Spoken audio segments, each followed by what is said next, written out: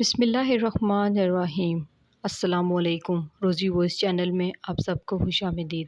آج میں آپ کے لیے ایک بہت ہی اچھی اور دلچسپ کہانی لے کر آئی ہوں۔ کہانی شروع کرنے سے پہلے آپ سب سے گزارش ہے کہ آپ نے اگر ابھی تک میرے چینل کو سبسکرائب نہیں کیا تو میرے چینل کو سبسکرائب کیجیے، ساتھ جو بیل آئیکن ہے اس کو بھی کلک کیجیے تاکہ ہر نئی آنے والی ویڈیو آپ تک آسانی سے پہنچ سکے۔ گھر والے شادی پر زور دے رہے تھے جبکہ مجھے شادی سے نفرت تھی۔ جب ایک دن راستے میں ایک فقیرنی دیکھی تو اسے پیسوں کا لالچ دے کر ناٹک کروایا کہ وہ میری بیوی ہے، لیکن میرے گھر والے اس فقیرنی کو دیکھتے ہی بولے ہم تمہاری دوبارہ دھوم دھام سے شادی کروائیں گے۔ میں بہت زیادہ پریشان ہو گیا کیونکہ سارا کھیل الٹا ہو گیا تھا۔ کسی نے میری ایک نہ سنی اور جھٹ پٹ شادی ہو گئی۔ میں غصے سے اپنے کمرے میں گیا جہاں وہ فقیرنی میری دلہن بنی بیٹھی تھی۔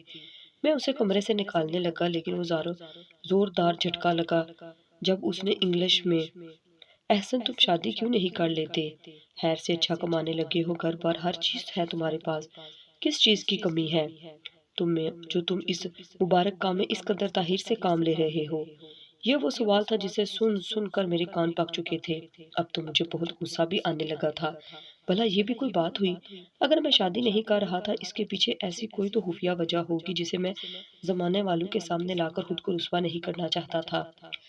مگر باہر کے لوگ تو چھوڑو، اب تو میرے گھر والے بھی صبح شام سوالوں کی بمباری سہنا پڑتی تھی۔ آج بھی جب میں آفس سے تھکا ہوا گھر آیا تو میں نے لاؤنج میں ہی امی کو صوفے پر بڑا جمان دیکھا تھا۔ میں گھبرا گیا کہ آج پھر سے امی شادی کے معاملے میں مجھے آڑے ہاتھوں لینے والی تھی۔ میں نے سوچا کہ سر جھکا کر بھاگ جانے کی کروں گا، اس لیے میں جیسے ہی امی کے پاس پہنچا تو انہیں سلام کر کے جلدی سے فرار ہونے کی کوشش کی تھی۔ امی نے مجھے آواز دے کر روک لیا۔ وہ کہنے لگی احسن میری بات سنو، میں تمہارے انتظار میں ہی یہاں بیٹھی ہوئی ہوں۔ دل تو میرا چاہ رہا تھا کہ امی کو کہہ دوں کہ آپ نے کون سا میرا حال احوال معلوم کرنا ہے، آپ نے شادی ہی کی تو بات کرنی ہے، مگر میں اتنی بے مروتی دکھا نہیں پایا تھا اور سر جھکا کر ان کے پاس بیٹھ گیا تھا۔ امی نے میرے سامنے 3 تصویریں رکھ دی تھی۔ وہ کہنے لگی احسن یہ لڑکیاں ہمارے خاندان کی ہیں، یہ شکل و صورت اور حسب و نسب میں بہترین ہے، تم جس پر ہاتھ رکھو گے میں اس کے لیے تمہارا رشتہ لے جاؤں گی۔ آج تو میں صحیح معنوں میں چڑ گیا تھا۔ میں بولا امی آپ کو ایک بات سمجھ میں کیوں نہیں آتی کہ میں ابھی شادی نہیں کرنا چاہتا؟ امی چند لمحوں کے لیے خاموش ہو گئی تھی۔ وہ بڑے غور سے میرا جائزہ لینے لگی تھی، پھر بولی اس نا کے پیچھے کیا وجہ ہے؟ تمہیں کوئی اور لڑکی پسند ہے تو اس کے متعلق بتا دو، میں اس کے ہاں رشتہ بھیج دوں گی۔ میں بولا امی آپ فکر نہ کریں، میں آپ کو جلد آگاہ کروں گا۔ اتنا کہہ کر میں اپنے کمرے میں آ گیا تھا۔ اب میری پریشانی روز بروز بڑھتی جا رہی تھی۔ اس شادی سے بچنے کا میرے پاس اور کوئی راستہ نہیں تھا اور خاندان میں شادی کر کے میں خود کو رسوا نہیں کرنا چاہتا تھا۔ میں بہت بڑی مشکل سے دو چار ہو گیا تھا، کیا کروں اور کیا نہ کروں کچھ سمجھ میں نہیں آتا تھا۔ یہی سوچتے سوچتے رات بیت گئی تھی۔ صبح جب آفس پہنچا تو میرا کولیگ میری شکل دے کر بولا احسن یار کچھ پریشان لگ رہے ہو، سب خیر تو ہے نا؟ انیس میرا دوست بھی تھا اور کولیگ بھی۔ میں اس سے اپنے دل کی بات کر سکتا تھا اس لیے بولا انیس میری والدہ میری شادی کے پیچھے ہاتھ دھو کر پڑی ہے مگر میں شادی نہیں کرنا چاہتا۔ انیس حیرت سے میری طرف دیکھنے لگا تھا۔ وہ بولا کیوں یار خیر تو ہے؟ میں نے اس کا بازو دبا دیا اور بولا ان باتوں کو چھوڑو، تم مجھے اس پریشانی کا کوئی حل بتاؤ۔ انیس کافی سوچ بچار کے بعد بولا احسن مجھے نہیں معلوم کہ تم شادی سے کیوں کترا رہے ہو، مگر تمہاری مشکل کا ایک ہی حل میرے ذہن میں آیا ہے۔ تم ایسا کرو کسی لڑکی سے شادی کر لو جسے پیسوں کی ضرورت ہو، تم اس سے شادی کے بدلے پیسے دے دینا اور کہہ دینا کہ چند دن تک میری بیوی بن کر رہنے کا ناٹک کرنا ہے تم نے۔ اس کے بعد کوئی ایسی حرکت کر دینا کہ گھر والے مجھے تمہیں مجبور کرنے لگے کہ تم اسے طلاق دے دو، یہ تمہارا مسئلہ بھی حل ہو جائے گا اور اس لڑکی کو پیسے بھی مل جائیں گے۔ سچ کہوں تو اس کے علاوہ تمہارے پاس اور کوئی چارہ نہیں۔ مجھے انیس کی بات اچھی لگی تھی۔ میں بولا تم نے اچھا مشورہ دیا ہے، اب اتنی مہربانی کرو کہ لڑکی ڈھونڈنے میں بھی میری مدد کرو۔ انیس بولا تم فکر نہ کرو، جیسا کہو گے ویسا ہی کروں گا۔ میں پرسکون ہو گیا تھا۔ جب امی نے پھر سے شادی کے متعلق استفسار کیا تو میں بولا امی مجھے ایک لڑکی پسند ہے، میں بہت جلد اس کی ملاقات آپ سے کروا دوں گا۔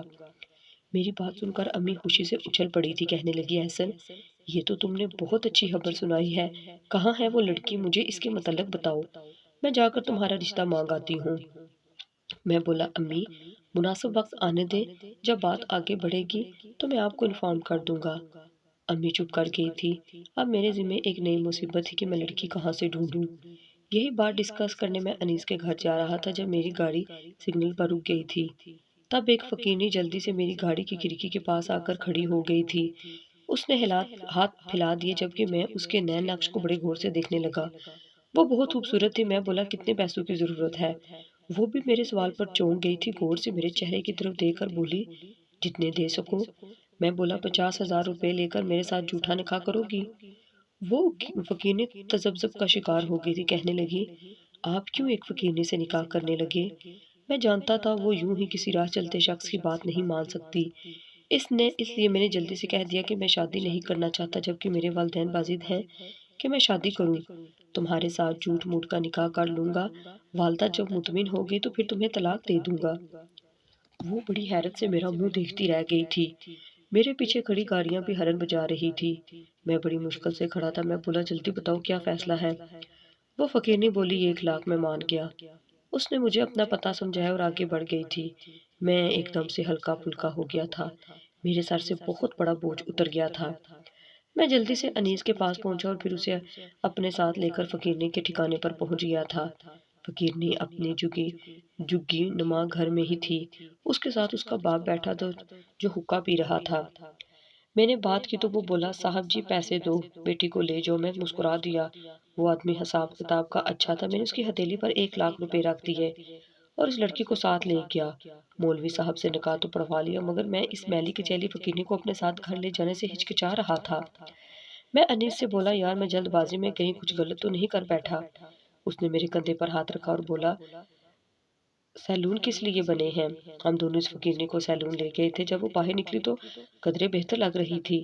میں نے دل ہی دل میں شکر ادا کیا تھا۔ پھر میں اسے اپنے گھر لے گیا۔ میں نے اسے راستے میں سب کچھ سمجھا دیا تھا۔ میں بولا نازیہ تم میری والدہ سے یہی کہنا کہ ہم دونوں ایک دوسرے کو پسند کرتے تھے۔ تم نے ایکٹنگ میں میرا پورا ساتھ دینا ہے۔ وہ رضامند ہو گئی۔ میں جب گھر پہنچا تو امی نے ہی دروازہ کھولا تھا۔ مجھے سمجھ نہیں آ رہی تھی کہ امی سے کس طرح بات کروں۔ یہ تو اچھا ہوا امی نے خود ہی میرے پیچھے چھپی ہوئی لڑکی کو دیکھ لیا تھا۔ امی کہنے لگی احسن یہ لڑکی کون ہے؟ میں بولا یہ وہی لڑکی ہے جس کی وجہ سے میں شادی نہیں کرتا تھا۔ آج میں اس کے ساتھ شادی کر کے اسے اپنے ساتھ گھر لے آیا ہوں۔ امی کو مجھ سے ایسی بات کی توقع نہیں تھی۔ وہ ہکا بکا سے میری شکل دیکھتی رہی تھی، پھر بڑی مشکل سے بولی احسن یہ چوری چھپے شادی کرنے کی کیا تک بنتی تھی؟ تم مجھے بتا دیتے، ہم بہت ہی پیار سے تمہاری پسند کو بیاہ کر لے آتے۔ میں بولا امی پہلے میرا بھی یہی ارادہ تھا، مگر پھر حالات ایسے بن گئے کہ ہمیں سب کچھ جلدی میں کرنا پڑا۔ امی شاک سے سنبھلی تو بولی پیچھے ہٹو، میری بہو کو گھر آنے دو۔ وہ کیا تم اس کا تو راستہ ہی روک کر کھڑے ہو گئے ہو؟ میں جلدی سے پیچھے ہٹا۔ نازیہ بہت گھبرائی ہوئی تھی۔ میری امی نے اس کا ہاتھ پکڑ لیا اور اپنے ساتھ اسے گلے لگا لیا۔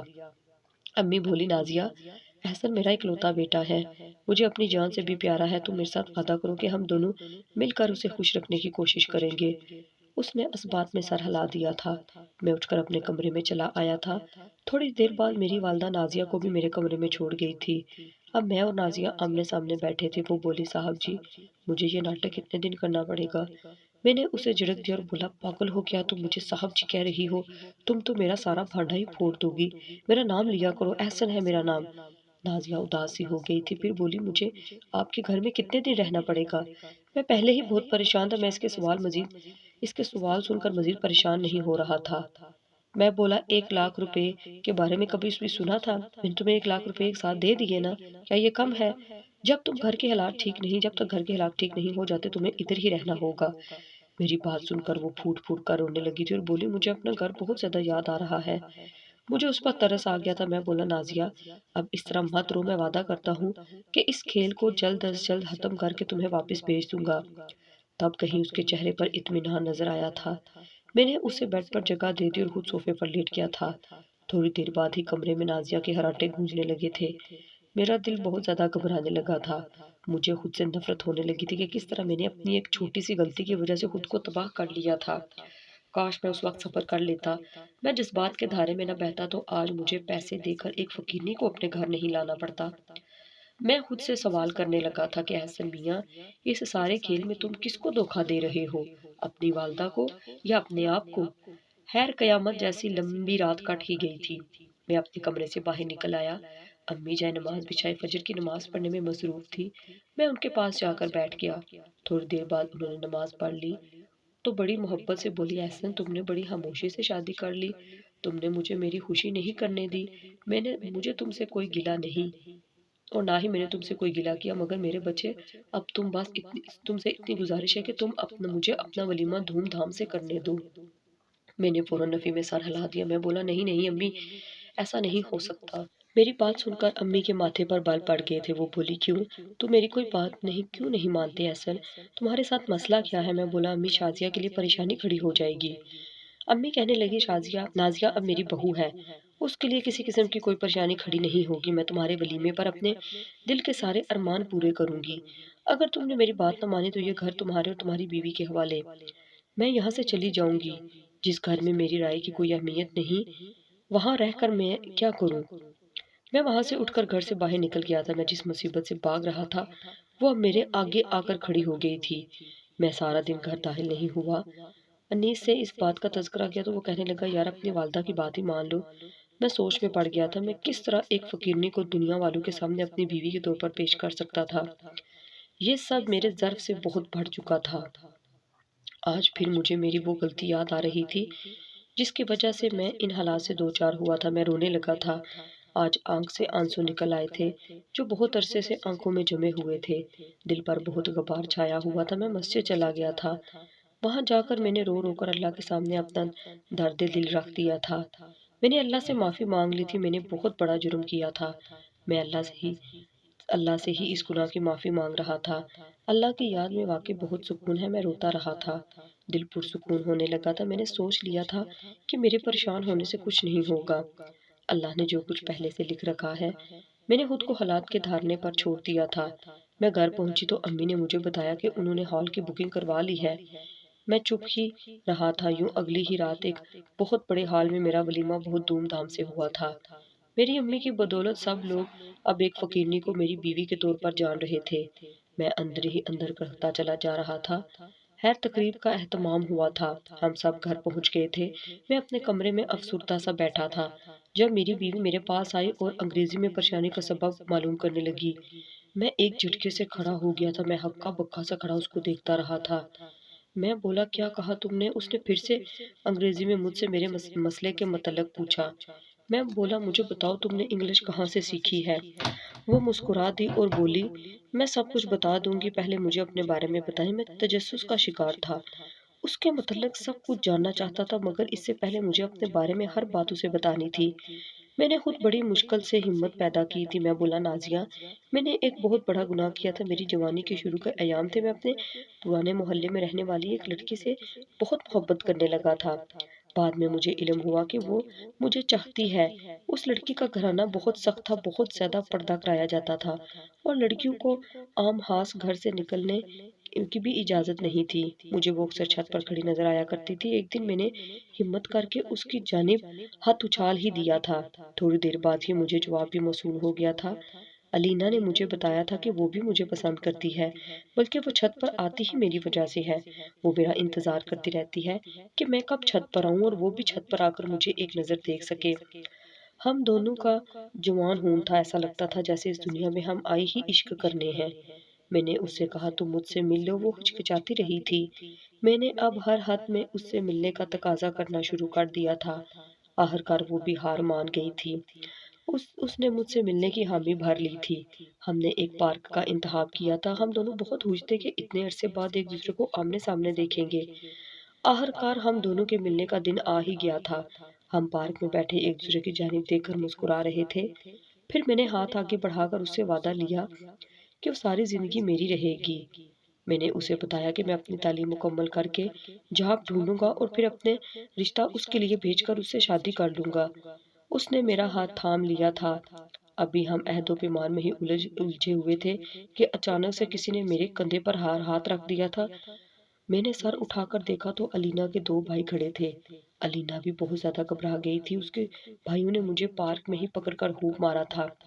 وہ رو رو کر ان سے کہتی رہی کہ ایکسن کو مت مارو۔ پھر اس کے بھائی علینا کو اپنے ساتھ لے گئے تھے۔ میرا علینا کے ساتھ کوئی رابطہ نہیں تھا۔ نہ جانے انہوں نے اپنی بہن کے ساتھ کیسا برتاؤ رکھا تھا۔ اس نے اس واقعے کے ایک ہفتے بعد ہی خودکشی کر لی تھی۔ الینا کی موت کے واقعے نے مجھے اندر سے جھنجھوڑ کر رکھ دیا تھا۔ میں یہ بات کسی سے بھی نہیں کر پایا تھا۔ میں اندر ہی اندر ڈپریشن کا شکار ہو گیا تھا۔ میں نے اس واقعے میں خود کو ہی قصوروار پایا تھا۔ نہ میں اس سے ملنے کے لیے مجبور کرتا اور نہ ہی ہم دونوں کے عشق کی بات کسی پر کھلتی۔ اس دن سے میں نے شادی سے ہی توبہ کر لی تھی۔ مجھے یہی خوف رہتا ہے کہ اگر میں نے شادی کر لی تو الینا کی روح کو برا لگ جائے گا۔ وہ کیا سوچے گی کہ میں نے کس طرح اسے دھوکہ دے دیا۔ نازیہ، پھر یوں بھی تو ہو سکتا ہے نا، میری بیٹی بھی الینا جیسے نکلے، وہ بھی خودکشی کر لے، پھر میں کیا کروں گا؟ میری باتیں سن کر نازیہ نے ایک گہری سانس لی۔ وہ بولی، احسن، میں اب سمجھی کہ آپ شادی کے نام پر کیوں خوفزدہ رہتے ہیں۔ آپ نے کیوں 1 لاکھ روپے کے بدلے میں ایک فقیرنی سے کاغذی شادی کی؟ آپ کی جوانی کے ایام کا گلٹ آپ کو اندر ہی اندر سے ختم کر رہا ہے۔ آپ کو چاہیے تھا کہ آپ کسی ماہر نفسیات کے پاس جاتے، اس سے اپنے دل کی باتیں کرتے تو شاید آپ اسی کو اس گلٹ سے نجات وہی آپ کو اس گلٹ سے نجات دلا دیتا۔ میں بولا، وہ گلٹ سے نجات ضرور دے دیتا، مگر کیا وہ میرے گناہ سے مجھے نجات دلا سکتا تھا؟ نہیں نا۔ نازیہ بولی، اللہ انسان کے گناہ معاف کر دیتا ہے، بشرطیکہ معافی سچے دل سے مانگی جائے اور اس بات کا قصد کر لیا جائے کہ یہ گناہ دوبارہ نہیں ہوگا۔ میں نازیہ کی باتوں سے بہت متاثر ہوا تھا، اس لیے بولا، مجھے بتاؤ تم کون ہو؟ نازیہ مسکرانے لگی تھی۔ وہ بولی، کہنے کو تو میں ایک فقیر کی بیٹی ہوں جو اس کے ساتھ جھگی میں رہتی ہوں، مگر ایسا نہیں ہے۔ میں اس ملک کی نامور ماہر نفسیات ہوں۔ پچھلے ہی مہینے مجھے میرے ہسپتال کے ہیڈ نے یہ ڈیوٹی سونپی کہ بیکاریوں کے ساتھ گل مل کر ان کی ذات کے پوشیدہ پہلو کو جانچوں۔ میں یہ معلوم کروں کہ جب وہ کسی کے سامنے ہاتھ پھیلاتے ہیں تو انہیں کیسا محسوس ہوتا ہے۔ میں اسی مشن پر نکلی تھی، مگر مجھے ایک اور بہت دلچسپ کیس مل گیا تھا۔ مجھے ایک امیر آدمی نے شادی کی آفر کی تھی۔ وہ کاغذی شادی کے لیے ایک فقیرنی کو 1 لاکھ روپے تک آفر کر رہا تھا۔ پھر میرے دل میں خیال آیا کہ شاید آپ کسی ڈکیت گروپ کے ہیں۔ آپ شادی کا لالچ دے کر لڑکیوں کو آگے بھیج دیتے ہو۔ میں نے یہ بات اپنے ہیڈ کے ساتھ کی تھی تو انہوں نے مجھے اس شادی کی نہ صرف اجازت دی بلکہ میرے بتائے ہوئے پتے پر مجھے فوری طور پر ایک جھگی بھی بنا کر دی اور ایک عدد بھورا باپ بھی فراہم کیا تھا۔ ہماری مسلسل نگرانی ہو رہی ہے تاکہ کسی بھی مشکل وقت میں میری مدد کی جا سکے۔ میں نازیہ کی باتیں سن کر بہت زیادہ حیران ہوا تھا۔ تب وہ بولی، احسن، آپ برے انسان نہیں ہیں، بلکہ اپنے گناہ سے واقف ہونا اور اس پر شرمندہ ہونا تو بہترین انسان کی دلیل ہے۔ مگر انسان کو یہ بھی چاہیے کہ وہ سچے دل سے اپنے گناہ سے توبہ کر لے، پھر یہ عہد کر لے کہ وہ یہ گناہ نہیں دہرائے گا۔ اس کے بعد وہ نیکیاں کرتا رہے، اس امید پر کہ اللہ میرے پچھلے گناہ کو معاف کر دے گا۔ یوں ایک گناہ کو سینے سے لگا کر اپنی زندگی تباہ نہیں کر لینی چاہیے۔ خیر احسن، میری شادی کہیں نہ کہیں تو ہونی ہی تھی نا، آپ سے کر لی گئی، یہ میرے لیے بڑے اعزاز کی بات ہے۔ اب یہ آپ پر منحصر کرتا ہے کہ آپ یہ رشتہ قائم رکھنا چاہتے ہیں یا ختم کر لینا چاہتے ہیں۔ نازیہ کے الفاظ نے یہ حقیقت مجھ پر اشکار کر دی تھی کہ وہ بہت ہی سلجھی ہوئی لڑکی ہے، بالکل ویسی ہی جیسی لڑکی کی مجھے تلاش تھی۔ میں نے اس کا ہاتھ پکڑ لیا اور بولا، ہاں، میں یہ رشتہ نبھانا چاہتا ہوں۔ یوں ولیمے کی رات ہم نے اپنی زندگی کا آغاز کر دیا تھا۔ میں بے انتہا خوش ہوں کہ مجھے نازیہ جیسی سمجھدار لڑکی ملی ہے جس نے میرے بکھرے ہوئے وجود کو سمیٹ دیا تھا، اس بات سے آگاہ کیا تھا کہ اللہ تو بہت مہربان ہے، وہ تو اپنے بندوں کو معاف کرنے کے بہانے ڈھونڈتا ہے۔ نہ جانے ہم کیوں شیطان کے بہکاوے میں آ کر یہ بات بھول جاتے ہیں۔